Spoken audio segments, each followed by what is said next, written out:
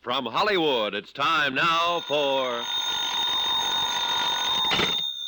Johnny Dollar.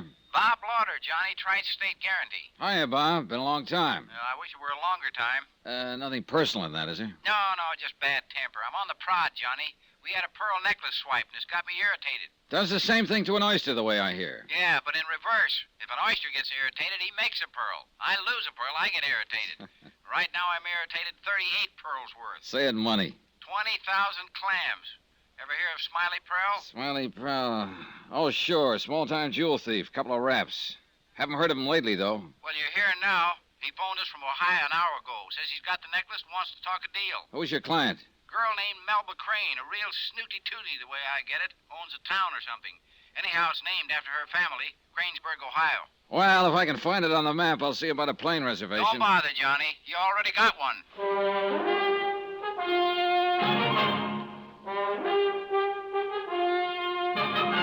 Tonight, and every weekday night, Bob Bailey in the transcribed adventures of the man with the action-packed expense account, America's fabulous freelance insurance investigator. Yours truly, Johnny Dollar.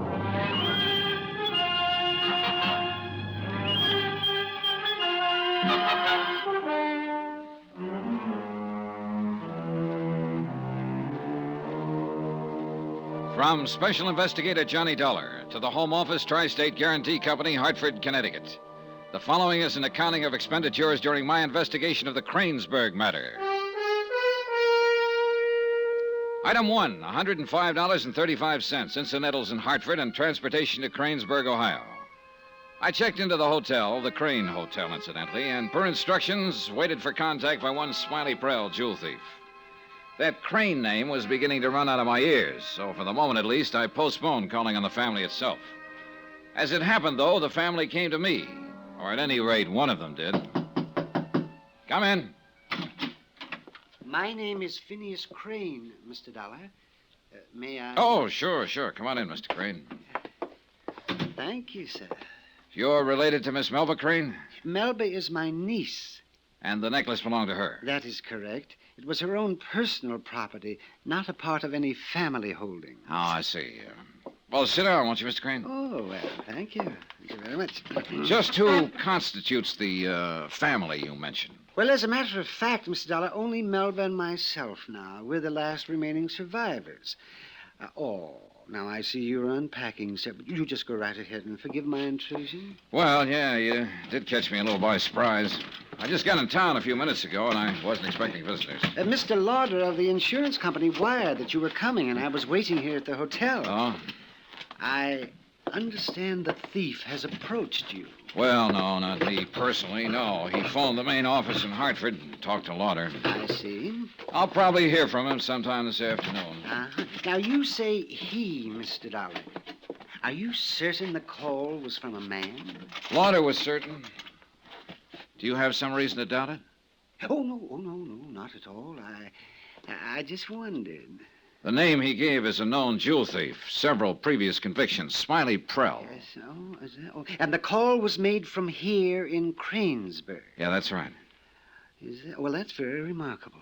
Why so? Well, this is quite a small town, as you've no doubt noticed. Now, a stranger would draw attention. Be somewhat conspicuous. Oh, not necessarily. Smiley may have come here some time ago to establish himself. You may even have met him, Mr. Crane. Oh, no. Well, I'm quite sure that it's utterly impossible. Did Lauder wire you a description? No, of course not. Then how can you be so sure? Well, I just haven't met any strangers in the last few months. Not a one. Oh, I see. Well, I am now at home. Can I order you up something from the bar, Mr. Crane? No, thank you. No, I really have to run on. I only stopped in for a minute. Did you have anything special in mind? Oh, no, nothing at all. I don't believe you, Mr. Crane. I beg your pardon, sir? Well, I just don't believe you. You care for a cigarette? Oh, no, thank you. I never smoke. And I must say I fail to understand your implication. You understand it all right. Mr. Dollar, I'm afraid Now, what is it, Mr. Crane? Is there something phony about the loss of that necklace? Certainly not. Then what's up? I merely came here to offer my help. And Melba's, too, of course. I wanted you to know that we'll be glad to cooperate fully in any action you may choose to take. That's very generous of you. And your niece.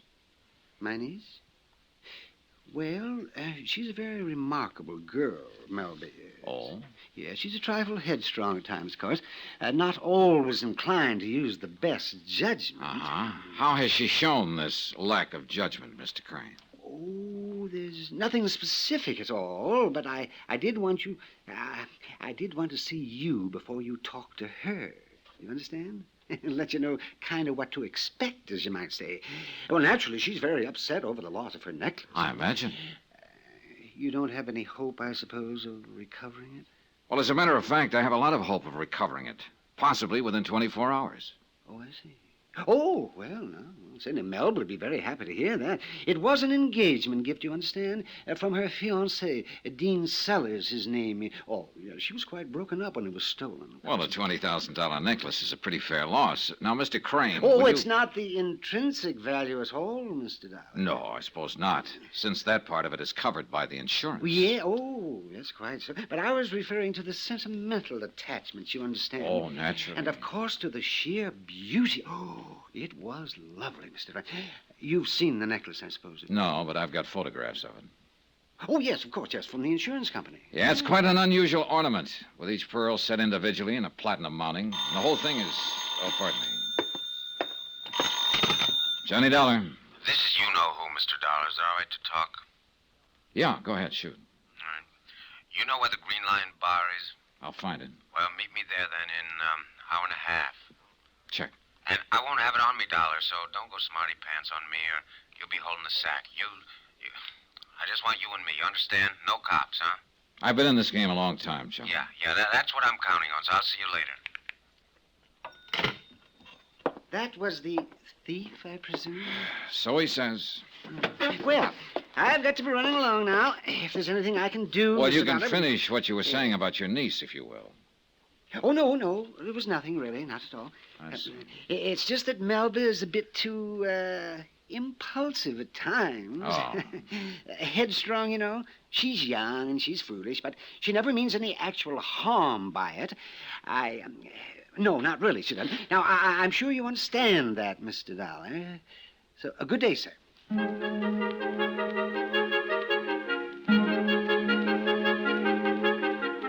Item 2, $26 even. Deposit and first day's rental on a hired car. I checked on the location of the Green Lion, 15 minutes from the center of town, so there was plenty of time to follow up another angle before I went to meet Smiley Prell. I parked the car in front of the Kranesburg Bank, went inside and presented my credentials and a letter of introduction to Milton Borkley, president. Step inside the office, Mr. Dollar. We'll have a little privacy at least. Thanks, Mr. Borkley. Have a seat. All right, thanks. Any recommendation of Bob Lauders is good enough for me. He's handled a lot of investments for Tri-State. Fine company. Nice company to work for. Now, what can I do for you, Mr. Dollar? Oh, it's just the usual routine check in cases of this kind. The general financial status of the Crane bunch. You mean the Crane Chemical Company or the Crane family? Well, I assume the two went together. No, not for several years now. Melba's father sold the last of the family stock a while before his death. Neither Phineas nor Melba have 1 cent of ownership in the company. I see. Now, the company, of course, is in excellent financial condition. It's the family we're concerned with. Well, there the picture is a little different. The fact is that although they're the social leaders of the town and everybody figures they're rolling in it, the Cranes are broke. Flat broke. Have been for a couple of years now. But as I understand it, they live at quite a fancy estate out on the edge of town. Sure, and it's mortgaged to the hilt. That's very interesting. Of course, lately, old Phineas seems to be going around with a pocket full of money. I don't know where he got it. It's a funny thing. How lately? Since the necklace was stolen? Or before? Oh, long before. 2 or 3 months. The robbery was only last week. Supposedly, at least. No, I see what you mean, but it's not the answer. Melba wore those pearls to the country club dance just a few days before they were taken. Well, it was an idea. I'll give you a piece of advice, Mr. Dollar. Have more than just an idea before you get too rough with Melba Crane or her uncle. Oh? Yeah, money or no money, they're still top society here. The local aristocrats. And the town kind of takes care of its own. Well, as I said, this is only routine. I don't have the slightest bit of evidence that the Cranes are trying to pull an insurance swindle. But I get paid to be suspicious, that's all. Mm-hmm. Well, I've wondered myself where Phineas was getting the money. Any ideas about it? No, not unless he's been borrowing from his prospective son-in-law. Dean Sellers, the lad who gave Miss Crane the pearls? Yes. How is he fixed financially? A man who can afford a $20,000 engagement gift? Yeah, we can assume he's eating regularly, I suppose. Well, actually, I don't know too much about him. He's an out-of-towner, came here about 8 months ago. Doesn't bank with me. I see. But I will tell you one thing. If he doesn't have money now, he certainly will have before long.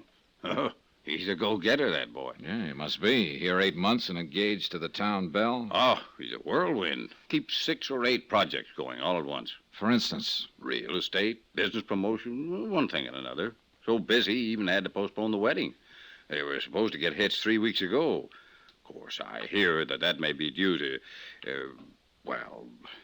Due to what? Mr. Dollar, this whole thing is odd enough just on the basis of facts. The rumors, I think we'll skip. I'm sure you understand.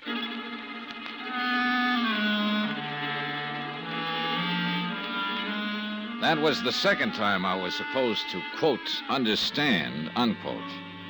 Phineas Crane was sure I could understand about his niece. And banker Milton Borkley was equally certain about the rumors. As a matter of fact, I understood less about the whole thing than I did when I first got in town.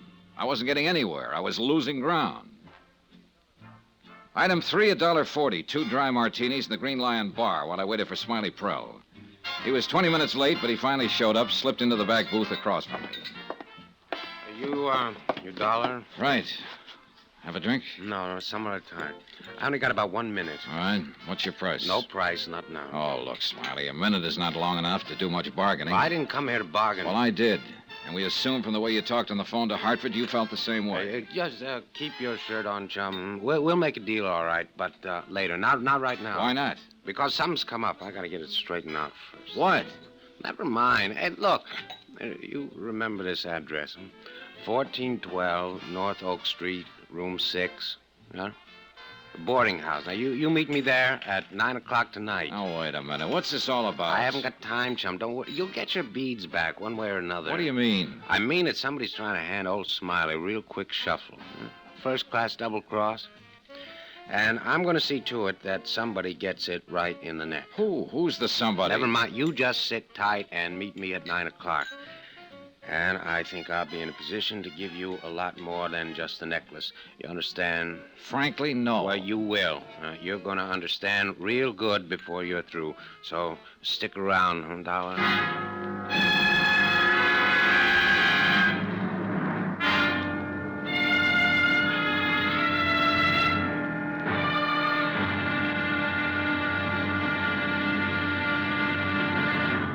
Now, here's our star to tell you about tomorrow's episode of this week's story. Tomorrow, when somebody kisses the wrong somebody and somebody gets burnt up over it, and then a gun is found in the ashes, man, it's murder.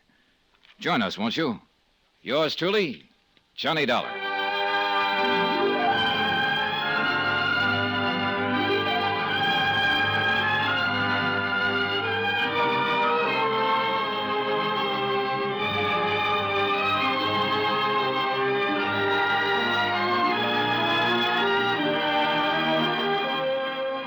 Yours truly, Johnny Dollar, starring Bob Bailey, is transcribed in Hollywood. Written by Les Crutchfield, it is produced and directed by Jack Johnstone. Be sure to join us tomorrow night, same time and station, for the next exciting episode of Yours truly, Johnny Dollar. Roy Rowan speaking.